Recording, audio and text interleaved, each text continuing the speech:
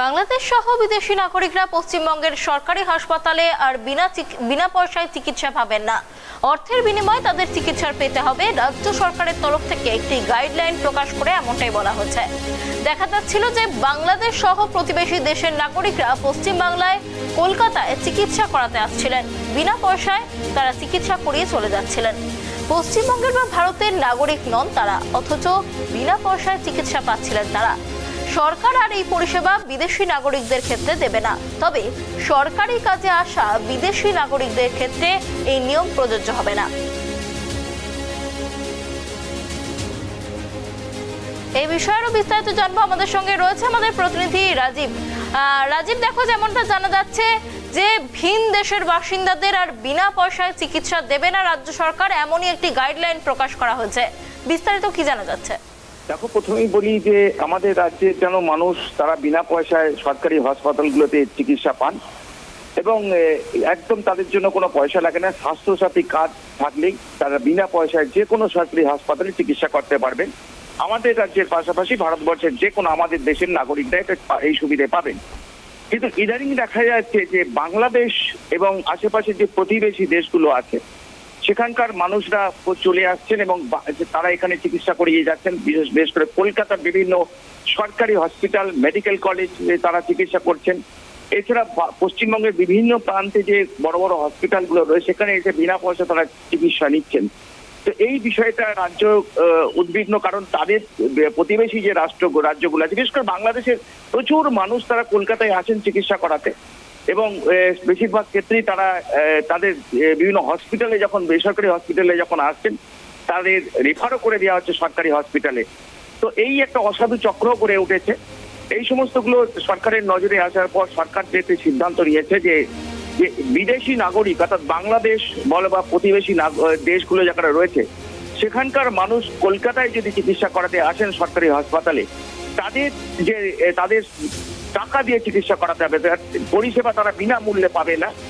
এবং সেক্ষেত্রে রাজ্য সরকারের যে ন্যূনতম মূল্য আছে অর্থাৎ স্বাস্থ্যসাথী অনুযায়ী কার্ড অনুযায়ী যে মূল্য দেওয়া হয়, সরকার দেয় যে মূল্য ধার্য করা আছে সেই নমিনাল মূল্য তাদের দিতে হবে। এবং এতে সমস্যা হচ্ছে যে তারা বিভিন্ন বেসরকারি হসপিটালে আসছেন, সেখান থেকে তাদের একটা অসাধু চক্র গড়ে উঠছে এবং সেখান থেকে কিন্তু বেসরকারি হসপিটালগুলো তারা ক্রিটিক্যাল কেয়ারের নামে তারা সরকারি বিশেষ করে পিজি হসপিটাল বা কলকাতার যে মেডিকেল কলেজগুলো, Calcutta national medical college, Kolkata medical college, এই সমস্ত জায়গায় রেফার করে দিচ্ছে। এবং এর ফলে সমস্যায় পড়ছে যে প্রচুর মানুষের চিকিৎসার জন্য ভিড় বাড়ছে বিদেশি নাগরিকদের। আমাদের পশ্চিমবঙ্গের মানুষ তারা পরিষেবা থেকে সুবিধা পাচ্ছেন না, কারণ এমনি জানো যে কলকাতার হসপিটালগুলোতে মেডিকেল কলেজগুলোতে রেফারের সংখ্যা অত্যন্ত বেশি। সেটা পশ্চিমবঙ্গের বিভিন্ন প্রান্ত থেকে রেফার করে দেওয়া হচ্ছে, যেটা মুখ্যমন্ত্রী মমতা বন্দ্যোপাধ্যায় বারবার সেই রেফার আটকানোর জন্য চেষ্টা করছেন। তিনি বিজ্ঞপ্তি জারি করছেন এবং হুঁশিয়ারি দিচ্ছেন, কারণ এখন রাজ্যের প্রতিটা প্রান্তে কিন্তু মাল্টি হসপিটাল হয়ে গেছে, তা সত্ত্বেও রেফারের সংখ্যা বাড়ছে। এই অবস্থায় দাঁড়িয়ে এই বিদেশি নাগরিক বিশেষ করে বাংলাদেশের নাগরিক যারা আসছেন এখানে চিকিৎসা করাতে, তাদের এই অসাধু চক্রের সঙ্গে মিলে তারা এই কাজগুলো করছে, সেটা বন্ধ করতে সরকার বদ্ধপরিকর। সেই কারণেই সরকার একটি গাইডলাইন তৈরি করে দিচ্ছে যে বিদেশি যারা নাগরিক বাংলাদেশ বা আশেপাশে যারা দেশগুলো থেকে যারা পশ্চিমবঙ্গে বা কলকাতায় চিকিৎসা করাতে আসবেন তারা বিনামূল্যে কোনো পরিষেবা পাবেন না। তাদের ন্যূনতম যে পশ্চিমবঙ্গ সরকারি যে নির্ধারিত মূল্য আছে, যেটা স্বাস্থ্যসাথী কার্ড অনুযায়ী যে নির্ধারিত করা আছে বিভিন্ন বেসরকারি হসপিটাল যেগুলো নেয়, সেই কার্ড অনুযায়ী তাদের নমিনাল মূল্যটা দিতে হবে, না হলে তারা বিনা পয়সায় চিকিৎসার সুযোগ পাবে না। এক্ষেত্রে এবং বিভিন্ন বেসরকারি হসপিটালগুলো তারা কিন্তু অত্যন্ত এই গহীন কাজটা করছে এবং যার ফলে কারণ সেখানে তারা আসেন এবং পরবর্তী ক্ষেত্রে দেখা যায় তারা রেফার করে দিচ্ছে। এই বিষয়টাও কিন্তু সরকারের নজরদারির মধ্যে আছে। সব মিলিয়ে যেটা সরকার সিদ্ধান্ত নিয়েছে এই প্রবণতা আটকাতে এবং যাতে পশ্চিমবঙ্গের যারা বাসিন্দা তাদের যাতে কোনো স্বাস্থ্য পরিষেবা পেতে অসুবিধে না হয়, কারণ এমনি জানো যে হসপিটালগুলোতে ভিড়ে ঠাসা, মানুষ পূর্ণ পরিষেবা পেতে অসুবিধে হয়।